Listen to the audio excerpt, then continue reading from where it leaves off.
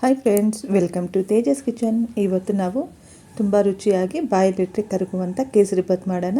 ಅದಕ್ಕೋಸ್ಕರ ನಾವೊಂದು ಬಾಣಲಿಗೆ 2-3 ಟೀ ಸ್ಪೂನಷ್ಟು ತುಪ್ಪ ಹಾಕ್ಕೋಬೇಕು. ಸ್ವಲ್ಪ ಗೋಡಂಬಿ ಹಾಕ್ಕೊಂಡು ಫ್ರೈ ಮಾಡಿ, ಆಮೇಲೆ ಸ್ವಲ್ಪ ದ್ರಾಕ್ಷಿ ಹಾಕ್ಕೊಳ್ಳಿ. ಎಲ್ಲ ಚೆನ್ನಾಗಿ ಕೆಂಪಗಾದ್ಮೇಲೆ ನಾವಿದನ್ನು ಒಂದು ಪ್ಲೇಟ್ಗೆ ಪಕ್ಕಕ್ಕೆ ತೆಗೆದಿಟ್ಕೊಳ್ಳೋಣ. ಈಗ ಇದೇ ಬಾಣಲಿಗೆ ನಾವು 1 ಕಪ್ಪಷ್ಟು ಚಿರೋಟಿ ರವೆ ತಗೊಳ್ಳೋಣ. ಚಿರೋಟಿ ರವೆನ ಹಾಕ್ಕೊಂಡು ಚೆನ್ನಾಗಿ ಫ್ರೈ ಮಾಡ್ಕೋಬೇಕು. ಒಂದು 4-5 ನಿಮಿಷ ಚೆನ್ನಾಗಿ ಫ್ರೈ ಮಾಡ್ಕೊಳ್ಳಿ. ಹಸಿ ವಾಸನೆ ಹೋಗಿ ತುಂಬ ಗಮ್ ಅನ್ನಬೇಕು. ಈಗ ತುಪ್ಪ ಇತ್ತಲ್ಲ ಮೊದಲೇ, ಈಗ ಮತ್ತೆ 1-2 ಸ್ಪೂನಷ್ಟು ತುಪ್ಪ ಸೇರಿಸ್ಕೊಳ್ಳೋಣ. ಇಲ್ಲಿ ನಾವು ರವೆ ಹುರಿತಿದ್ದೀವಲ್ಲ, ತುಪ್ಪ ಹಾಕ್ಕೊಂಡು ಹುರಿಯೋದ್ರಿಂದ ಈ ಥರ ರುಚಿ ತುಂಬ ಚೆನ್ನಾಗಿರುತ್ತೆ. ನೀವು ಹೋಟ್ಲಲ್ಲಿ ತಿಂದರೆ ಹೇಗಿರುತ್ತಲ್ಲ ಅದೇ ಥರ ಬರುತ್ತೆ ಫ್ರೆಂಡ್ಸ್. ಅದಕ್ಕೋಸ್ಕರ ರವೆ ಹುರಿಬೇಕಾದ್ರೆ ಸ್ವಲ್ಪ ತುಪ್ಪ ಹಾಕ್ಕೊಳ್ಳಿ.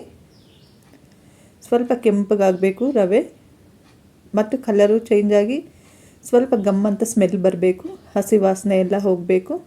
ನೋಡಿ, ಈಗ ಚೆನ್ನಾಗಿ ಫ್ರೈ ಆಗಿದೆ. ನಾವೀಗ ಇದನ್ನು ಒಂದು ಬೇರೆ ಕಡೆ ಪಕ್ಕಕ್ಕೆ ತೆಗೆದಿಟ್ಕೊಳ್ಳೋಣ. ಈಗ ಇದೇ ಬಾಣಲಿಗೆ 1-2 ಕಪ್ಪಷ್ಟು ನೀರು ಹಾಕ್ಕೊಳ್ಳಿ, ಮತ್ತು 1-2 ಕಪ್ಪಷ್ಟು ಹಾಲು ಹಾಕ್ಕೊಳ್ತಿದ್ದೀನಿ.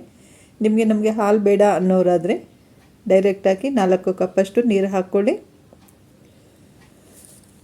ಇಲ್ಲಿ ನಾವು ಸ್ವಲ್ಪ ಅರಿಶಿನ ಹಾಕ್ಕೊಳ್ಳೋಣ, 1-2 ಪಿಂಚಷ್ಟು. ನೋಡಿ, ಚೆನ್ನಾಗಿ ಕುದೀತಾ ಇದೆ ಅಲ್ಲ. ಈಗ ರವೆ ಹಾಕಿಬಿಟ್ಟು ಚೆನ್ನಾಗಿ ಮಿಕ್ಸ್ ಮಾಡ್ಕೋಬೇಕು.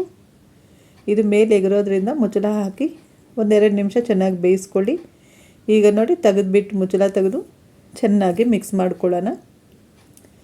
ಈ ನೀರೆಲ್ಲ ಪೂರ್ತಿ ಡ್ರೈ ಆಗೋವರೆಗೂ ಚೆನ್ನಾಗಿ ಕಲಿಸ್ತಾನೆ ಮಿಕ್ಸ್ ಮಾಡ್ಕೊಳ್ಳಿ. ನೀರೆಲ್ಲ ಪೂರ್ತಿಯಾಗಿ ಹಿಂಗಿದೆ, ಚೆನ್ನಾಗಿ ಮಿಕ್ಸ್ ಆಗಿದೆಯಲ್ಲ. ಈಗ ಇಲ್ಲಿ ನಾವು 1 ಕಪ್ ರವೆಗೆ 4 ಕಪ್ಪಷ್ಟು ಲಿಕ್ವಿಡ್ ತಗೊಂಡಿದ್ದೀವಲ್ಲ, 2 ನೀರು 2 ಹಾಲು. ಈಗ ಇದಕ್ಕೆ ನಾವು 1.5 ಕಪ್ಪಷ್ಟು ಸಕ್ಕರೆ ಹಾಕ್ಕೊಳ್ಳೋಣ. ಸಕ್ಕರೆನ ನೋಡಿ ಹಾಕ್ಕೊಳ್ಳಿ. ಒಂದೊಂದು ಸಕ್ಕರೆ ಸ್ವಲ್ಪ ಸ್ವೀಟು ಹೆಚ್ಚು ಕಡಿಮೆ ಇರುತ್ತೆ. ಮೊದಲು ನಾನಿಲ್ಲಿ 1 ಕಪ್ಪಷ್ಟು ಹಾಕ್ಕೊಂಡು ಆಮೇಲೆ ಮತ್ತೆ ಇನ್ನು ಅರ್ಧ ಕಪ್ ಸೇರಿಸ್ಕೊಂಡಿದ್ದೀನಿ. ಸಕ್ಕರೆ ಹಾಕಿ ಚೆನ್ನಾಗಿ ಮಿಕ್ಸ್ ಮಾಡ್ಕೋಬೇಕು. ಸಕ್ಕರೆ ಹಾಕಿದಾಗ ಇದು ಸ್ವಲ್ಪ ನೀರಾಗುತ್ತೆ, ಮತ್ತು ಇದು ಪೂರ್ತಿಯಾಗಿ ರವೆ ಸಕ್ಕರೆಯನ್ನೆಲ್ಲ ಹೀರ್ಕೊಳ್ಳುತ್ತಲ್ಲ, ತುಂಬ ಕರೆಕ್ಟಾಗಿ ಬರುತ್ತೆ.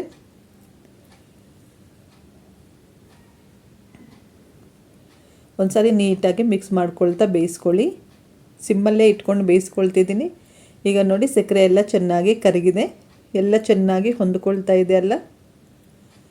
ಈಗ ನಾವು ಒಂದು ಅರ್ಧ ಟೀ ಸ್ಪೂನಷ್ಟು ಏಲಕ್ಕಿ ಪುಡಿ ಸೇರಿಸ್ಕೊಳ್ಳೋಣ. ನಾನು ಇಲ್ಲಿ ಫ್ರೆಶ್ ಆಗಿ ಜಜ್ಜಿರೋ ಅಂಥದ್ದು ಒಂದು 4-5 ಏಲಕ್ಕಿಗಳನ್ನ ಸೇರಿಸ್ಕೊಂಡಿದ್ದೀನಿ. ನಾವು ಫ್ರೆಶ್ಶಾಗಿ ಹಾಕೋದ್ರಿಂದ ತುಂಬ ಚೆನ್ನಾಗಿರುತ್ತೆ ಫ್ರೆಂಡ್ಸ್. ಇಲ್ಲಿ ನಾನು ಮತ್ತೆ 1-2 ಸ್ಪೂನಷ್ಟು ತುಪ್ಪ ಸೇರಿಸ್ಕೊಂಡು ಚೆನ್ನಾಗಿ ಫ್ರೈ ಮಾಡ್ಕೊಳ್ತಿದ್ದೀನಿ. ಮತ್ತು ನಾವಿಲ್ಲಿ ಫ್ರೈ ಮಾಡಿ ಇಟ್ಕೊಂಡಿದ್ವಲ್ಲ ದ್ರಾಕ್ಷಿ ಗೋಡಂಬಿ, ಈ ಟೈಮಲ್ಲಿ ಸೇರಿಸ್ಕೊಳ್ಳೋಣ. ನೀರಲ್ಲೇ ಹಾಕಿಬಿಟ್ರೆ ದ್ರಾಕ್ಷಿ ಪೂರ್ತಿಯಾಗಿ ಹರಡಿಬಿಡುತ್ತಲ್ಲ, ಆ ರೀತಿ ಆಗ್ದಂಗೆ ತುಂಬ ಚೆನ್ನಾಗಿರುತ್ತೆ.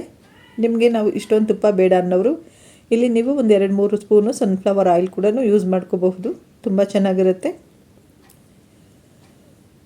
ಅರಿಶಿನ ಬದಲು ನೀವು ಫುಡ್ ಕಲರ್ ಬೇಕಿದ್ದರೆ ಅದು ಆ್ಯಡ್ ಮಾಡ್ಕೋಬೋದು.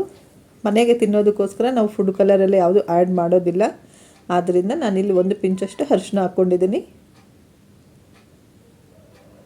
ನೋಡಿ, ಚೆನ್ನಾಗಿ ಮಿಕ್ಸ್ ಮಾಡಿಕೊಂಡು ತಳ ಬಿಡ್ತಾ ಇದೆ ಬಾಣಲಿಯಲ್ಲೇ. ನಾವಿಲ್ಲಿ ನಾನ್ ಸ್ಟಿಕ್ ಯೂಸ್ ಮಾಡಿಲ್ಲ, ಆದ್ರೂ ನೋಡಿ ತಳ ಬಿಟ್ಟು ಬರ್ತಾ ಇದೆ ಚೆನ್ನಾಗಿ.